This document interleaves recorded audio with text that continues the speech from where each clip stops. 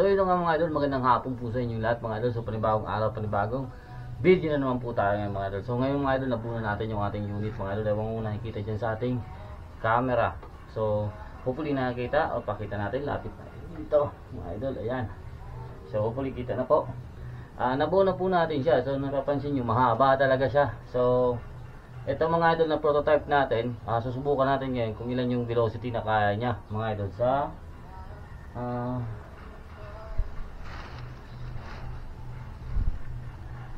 running mga idol ng siguro mga 1.7 to. Kasi yung gauge natin dito is PSI. Dito sa unit, dito naman sa ating regulator ay hindi po gumagana yung ating gauge. So kung napapansin nyo mga idol, yung karga natin dito is 0.45 liters. So meron tong laman na 2.7 lang. Kasi for testing ito, para dapat sa leak test. So magli-leak test na rin lang naman tayo eh. Subukan ko na rin yung ating velocity kung ilan sa normal setup niya po. So ito mga idol is papalitan ko pala ito ng swing. Kasi yung swing natin dito is hindi po siya akma dito sa level ng kanyang barrel. Medyo mababa lang ng counting lang talaga. So gagawin natin is single feed para matest ito mga idol. So papalitan natin ito ng swing na standard na single load, or para ang tawag nito, para lumapat siya o pumantay siya. So regarding pala dito sa swing natin mga idol, sa mga hindi po alam, gawa po ito ng gumagawa ng NB barrel, si Sir Lian Rego. Siya po yung maker nito, or gumawa nitong CNC made na swing para sa Nimrod. So sa mga nagtatanong about regarding dito sa swing, yung swing po is specific for Nimrod po. So pag Nimrod yung unit mo at gagamitan mo ng ganitong swing, isaktong-sakto po yun. Samantalang pag i-adapt natin dito, kailangan tayo may kaunting mga gagawin mga idol. So isa na dun, pwede natin gawan ng parang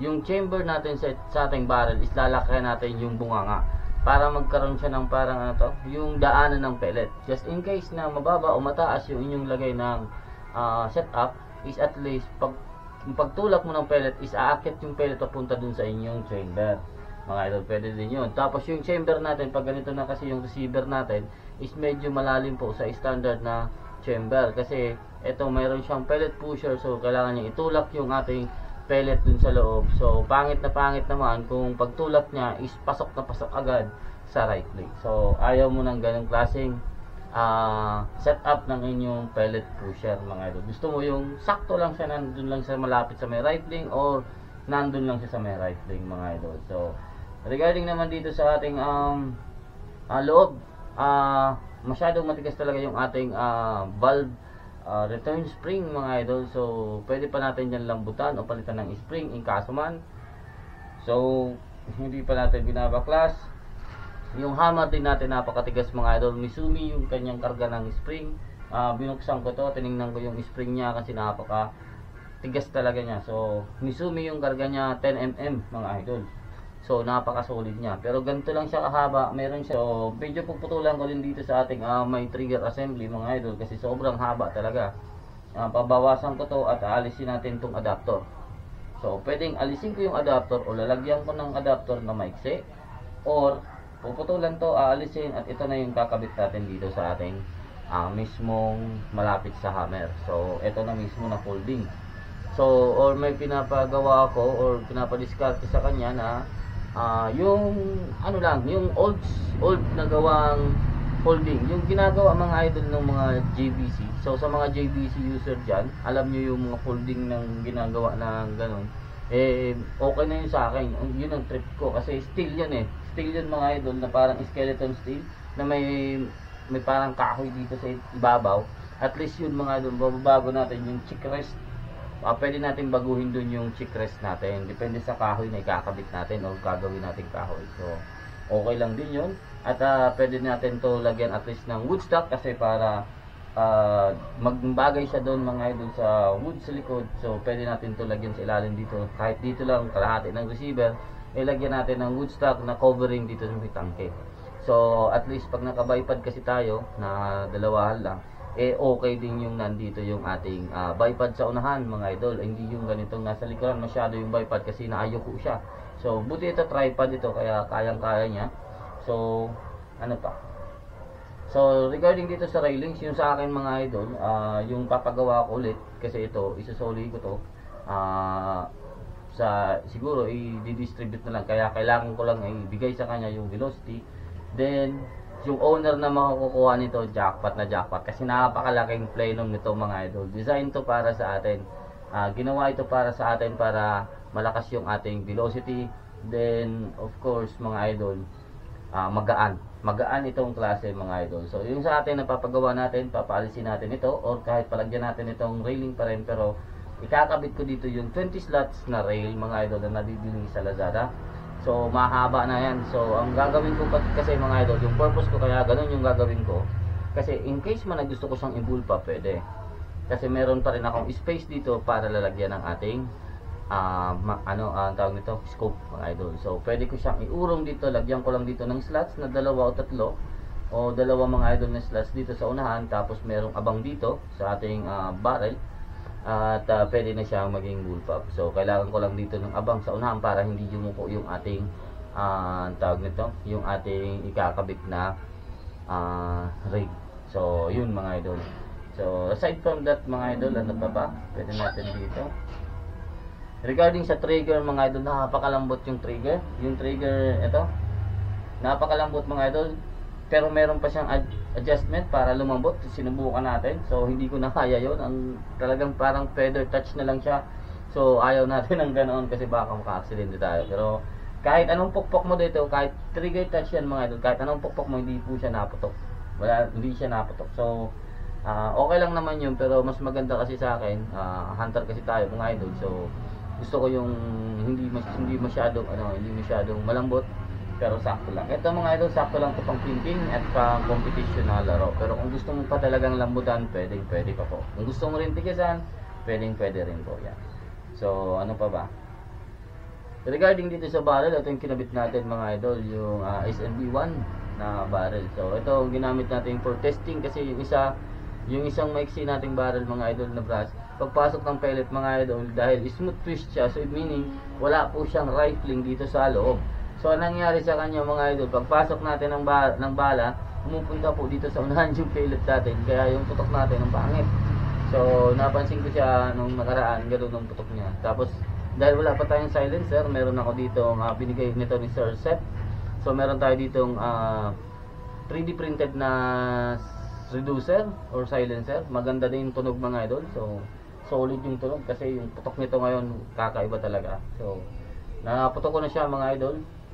So papakita ko sa inyo mga idol kung ano ang velocity nito, and hopefully kung interested po kayo sa mga nagtatanong regarding sa price po ng receiver, wala pa po akong fixed price kasi po yung price nito mga idol, yung set nitong receiver kasama po itong folding. So kayo po depende siguro, babawasan yan kung halimbawa ito lang yung gusto mong unit tsaka yung hammer. Kasi dito pa lang sa hammer talaga mga idol, kakaiba yung hammer assembly niya.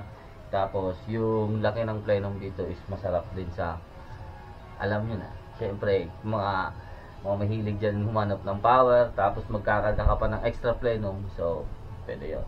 Pero magpapagawa ako ulit mga idol, hopefully maano ni Sir Butch Mesa, yung ating regulator is iuurong ko na po dito. Papasok natin dito sa loob yung ating regulator, aalisin ko itong ganitong klaseng design. So at least meron naman tayong plenum dyan na 2 inches na ginawa din ni Sir Raijin. So pwede ko ikarga just in case na kailangan ko ng plenum. So eto naman extra plenum din to, pero alisin ko siya kasi wala talaga siyang choice para alisin. So ibig sabihin papadalhin ko sa kanya yung ating mga regulator para masukatan niya ng maayos doon sa shop niya. So ito, papadala ulit natin ito. Ngayon ito-test lang natin para sa inyo mga idol bago natin baklasin at i-pa-ship. So meron din tayo dito kailangan baguhin sa ating swing mga idol. Kailangan natin lakihan yung ating transfer port dito mismo sa swing. So yung sa receiver or valve assembly mga idol, napaka-solid na ng transfer port. Yung problema natin is yung swing. Yung swing po kasi is parang L yung kanyang transfer port, parang gano'n. So hindi ko gusto yung ganong klaseng design ng transfer port. Yung sa Nimrod natin is pinagawa ko siyang slanting. So pinatira ko siya dito sa machinist na ginawa siyang slanting. Although tinamaan talaga yung ating swing mga idol ng drill, pero okay lang yun. Sa atin naman yun. Ito din, medyo may gas-gas na din yung ating swing. Gawa nitong stopper niya. Pero hindi naman to bale. Ano lang, natanggalan lang siya ng paint. Parang sumagi lang, pero hindi siya gas-gas talagang gas-gas. So wala pa tayong ginagalaw dito sa unit. So kung halimbawa mabitin kayo sa lakas o speed nito, isa lang ang diskarte dito mga idol, lambutan nyo yung valve at return spring. Pag nilambutan nyo yan mga idol, tapos i-balance nyo yung hammer nyo, bibigyan pa kayo ng mas malakas pa nito. So sana masuportahan nyo po. Ilalagay ko kayo dito sa tapat ng ating chrono at susubukan natin kung ilang shots na makita nyo dito, kung ilan yung velocity. Hopefully 950 mga idol. Nakuha ko na kasi yung 950, and hopefully mga idol sa setup nito nasa 1,000 nasa 1,700 ata yan. Yan. So yan po yung ating reg output. Below 2,000, above lang siya ng kaunti dun sa 1,500. So yan po yung reg output natin. So hopefully mga idol, masubukan pa rin natin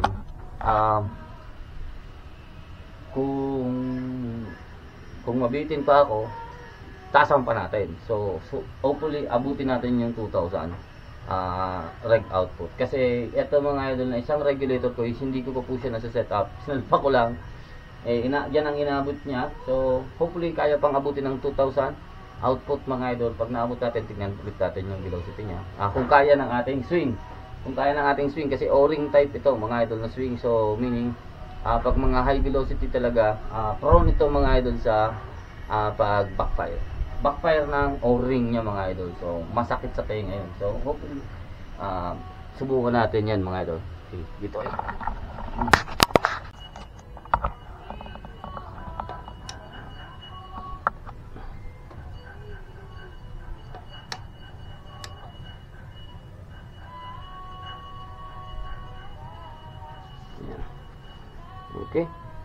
okay, first test natin, loading lang, set up lang natin yung unit. Okay, paano ba ito?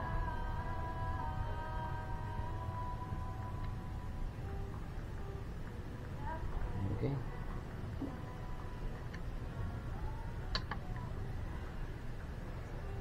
Astro 18 mga idol, 18.9 grain, 18.8.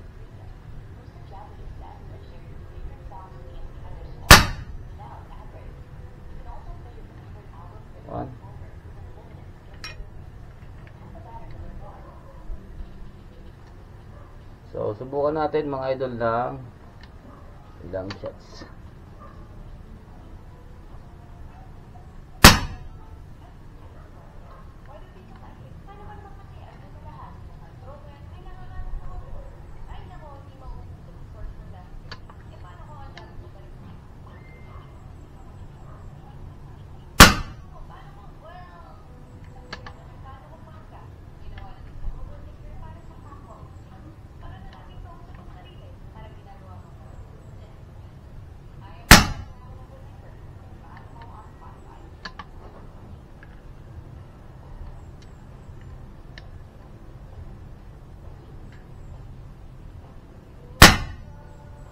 Yan.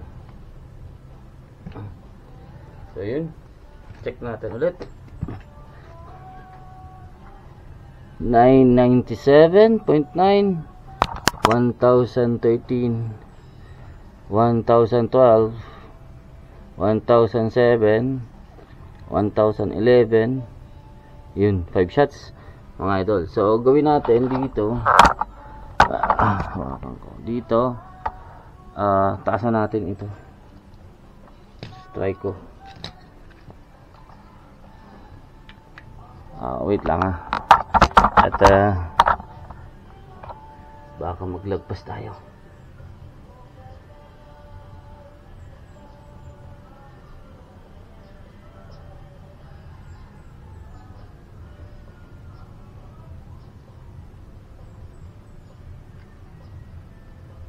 So ito muna mga 19.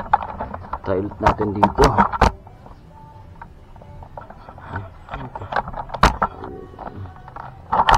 Try ulit natin dito mga idol. Nasa 1.9 reg output.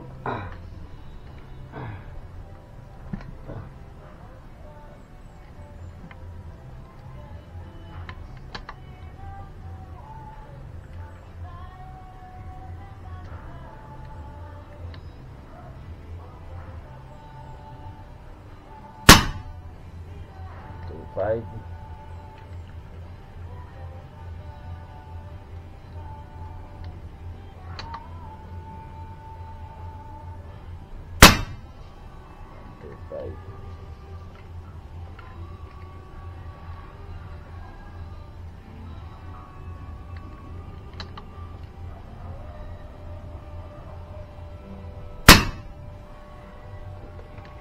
Yan.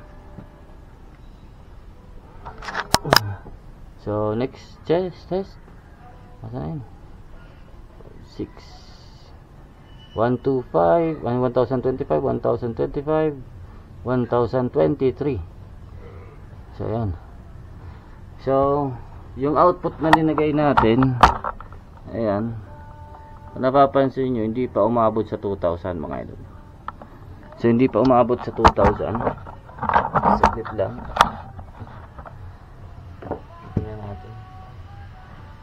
So, meron na lang akong nasa 2,200 PSI.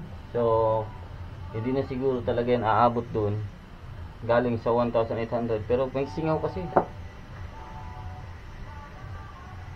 So, ayun mga idol. Napakalakas ng unit mga idol. I-record lang natin ito at ibigay natin kay Sir Butch. Yung request niya na velocity ng ating kalokohan mga idol. So panoorin nyo muna, video lang to. So ayan. Ay,